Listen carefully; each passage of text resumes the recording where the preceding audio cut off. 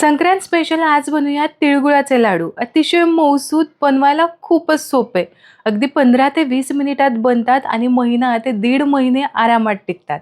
ना कोणता पाक बनवायचा, ना कसलंही टेन्शन. पटापट हे लाडू तयार होतात. नो फेल अशी रेसिपी आहे.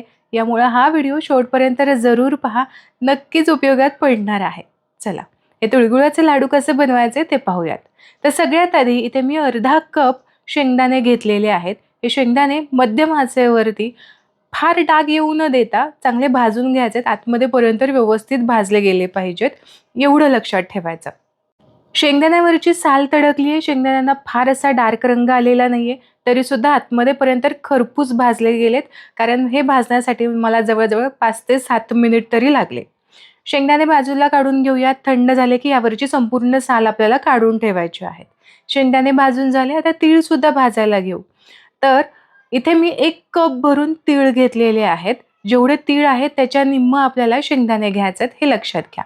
आता तीळ सुद्धा लो टू मीडियमच्या मध्ये गॅस करायचा आणि तीळ अतिशय खमंग खरपूस असे भाजून घ्यायचे. हे तीळ खरपूस भाजण्यासाठी सुद्धा मला 4 ते 5 मिनिट लागले. तीळ भाजले आहेत की नाही हे कसं ओळखायचं? एकतर हलकासा चटचट आवाज येतो. तीळ भाजल्यानंतर त्याच्या तेलाचा जो सुवास आहे तो खूप छान खमंग येतो. हलकासा यावरचा डार्क रंग सुद्धा आलेला असतो आणि यासोबतच तीळ जर तुम्ही हातावरती चुरले तर सहज याची पावडर सुद्धा होते. तर तीळ इथे छान असे भाजून झाले. तर रंग थोडासा डार्क वाटतोय. एका वेगळ्या ताटामध्ये काढून संपूर्णपणे हे सुद्धा तीळ थंड करून घेऊ. तीळ भाजून झाले, शेंगदाणे भाजून झाले. आता आवडत असेल तर आवर्जून यामध्ये 1 कप भरून किसलेलं खोबरं घालायचं आहे.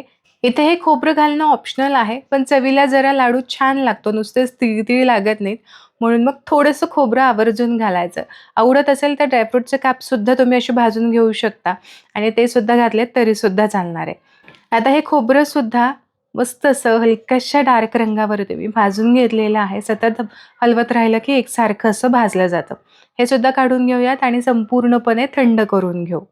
तर इथे तीळ सुद्धा थंड झालेले आहेत आणि यासोबतच शेंगदाण्यावरची साल सुद्धा मी संपूर्ण काढून घेतलेली आहे आणि खोबरं सुद्धा थंड झालंय. अगदी सहज असं हाताने चुरलं जात आहे. सगळं साहित्य थंड झाल्यानंतरच आपल्याला हे मिक्सरमधून बारीक करून घ्यायचंय. तर सगळ्यात आधी ना शेंगदाणे थोडेसे जाडसर आहेत, म्हणून मग शेंगदाणे फक्त एकदा पल्स मोडवरती फिरवून घेऊ. फार अशी बारीक अशी पावडर आधीच करायची नाही. तर इथे तुम्ही बघू शकता फक्त अर्धवट असे शेंगदाणे असे बारीक झालेले आहेत. यानंतर तीळ आणि खोबरं सुद्धा यामध्येच घालायचं आणि हे सुद्धा पल्स मोडवरती साधारण 1 ते 2 वेळा फिरवून घ्यायचं. तीळ आपण चांगले भाजून घेतले त्यामुळे ते अर्धवट फुटायला हवेत. काही अख्खे राहिलेत ना तरी सुद्धा चवीला चांगले लागतात. अगदीच खूप बारीक पावडर करू नका. थोडंसं असं जाडसर राहायला हवं किंवा अगदी तेल सुटेपर्यंत तर अजिबातच बारीक करायचं नाही. तर चला, इथे अशी पावडर करून झालेली आहे. आता गूळ फक्त आपल्याला मेल्ट करून घ्यायचा. तर एवढ्या सगळ्या साहित्यांसाठी बरोबर 1 कप भरून मी गूळ घेतलाय. रेग्युलर आपण जो पुरणपोळीसाठी गूळ वापरतो ना तोच गूळ मी इथे घेतलेला आहे. गूळ लगेचच मेल्ट व्हावा म्हणून फक्त चमचाभर यामध्ये पाणी घातलेलं आहे. गॅसची फ्लेम मध्यम टू हायच्या मध्ये मी ठेवलेली आहे आणि यानंतर फक्त आपल्याला हा गूळ मेल्ट करून घ्यायचा, वितळून घ्यायचा. खरं तर मिक्सरला आपण जेव्हा सगळं साहित्य बारीक करून घेतलं त्यावेळेसच गूळ घातला असता तरी सुद्धा चाललं असतं आणि तरी सुद्धा आपल्याला लाडू वळता आले असते.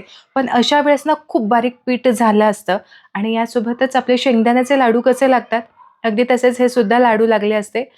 त्यामुळं हे लाडू खूप भुसभुशीत असे झाले असते, लगेचच हाताने फुटले असते. छोटेसे वळताना थोडंसं अवघड पडलं असतं. म्हणूनच आपल्याला फक्त इथे गूळ मेल्ट करून घ्यायचा आहे. थोडेसे हे लाडू बाइंडिंगला म्हणजे वळताना सुद्धा सोपे जातात. सहज असे फुटत नाहीत आणि छोटे छोटे लाडू सुद्धा आपल्याला करता येतात.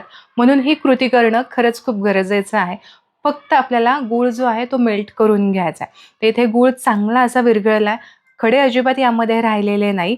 आता यामध्ये जे आपण पावडर बनवून घेतलेली आहे तीळ, शेंगदाणे आणि खोबऱ्याची ती घालूयात. आता ज्यावेळेस ही पावडर तुम्ही घालताय ना त्यावेळेस गॅसची फ्लेम आवर्जून लो ठेवायची. आता स्वादासाठी फक्त थोडंसं मी वेलची पावडर घातलेली आहे. सगळं साहित्य चांगलं फटाफट आपल्याला मिक्स करून घ्यायचं आहे. जोपर्यंत एक असा छान बाइंडिंग आलेला घट्टसर असा गोळा तयार होत नाही ना तोपर्यंत गॅसची फ्लेम लो ठेवायची आणि एकदा का छान गोळा याचा तयार झाला की मग गॅसची फ्लेम आपल्याला लगेचच बंद करून घ्यायची. तर तुम्ही इथे बघू शकता अगदी 1 मिनिटभराच्या आतमध्येच मस्त असा गोळा व्हायला सुरुवात झालेली आहे.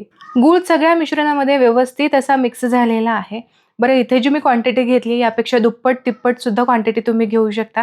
या मिश्रणाचे जवळ आसपास ना 26 ते 27 असे लाडू तयार होतात. तुम्ही दुप्पट सुद्धा घेऊ शकता आणि एकट्यानेच तर आरामात करू शकता. कारण हे मिश्रण जे आहे ते थोडंसं थंड झालं ना तरीसुद्धा छान लाडू वळले जातात. हाताला अजिबात चटके बसत नाहीत. तर मी हे मिश्रण ताटामध्ये काढून घेतलेलं आहे. साधारण 2-1 मिनिटांसाठी असंच सोडलं कारण खूप गरम होतं ना. हलकंसं कोमट व्हायला लागलं की लाडू वळून घ्यायचे. काही चटके वगैरे बसत नाही. तूप हाताला लावायची गरज सुद्धा पडत नाही. पटापट हे लाडू वळून होतात. थंड झाले तरी हे लाडू वळले जातात. पण अगदीच खूप थंड करू नका.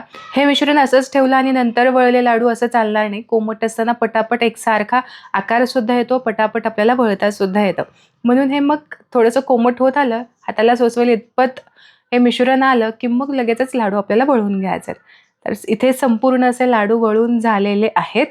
छान दिसतायत की नाही हे लाडू. यामध्ये अजिबात तूप टाकायची गरज पडली नाही कारण ना एक शेंगदाण्यामधलं तेल किंवा तिळामध्ये एक स्वतःचं तेल असतं, खोबऱ्यामध्ये सुद्धा असतं आणि याचा फ्लेवरच खूप छान येतो. त्यामुळे तुपाची गरजच पडत नाही आणि हे लाडू छान 1 ते 1.5 महिना टिकतात. फक्त संक्रांतीसाठीच नाही तर थंडीमध्ये खायला सुद्धा खूप पौष्टिक आहेत. तर आशा करते आजची ही लाडूची रेसिपी तुम्हाला सोपी वाटली असेल. रेसिपी आवडली तर व्हिडिओला लाईक जरूर करा. तुमच्या मित्र आणि परिवारामध्ये नक्की शेअर करा. पुन्हा भेटूया अशाच एका मस्त गोड रेसिपीसोबत. तोपर्यंत स्वस्त रहा आणि मस्त मस्त खात रहा.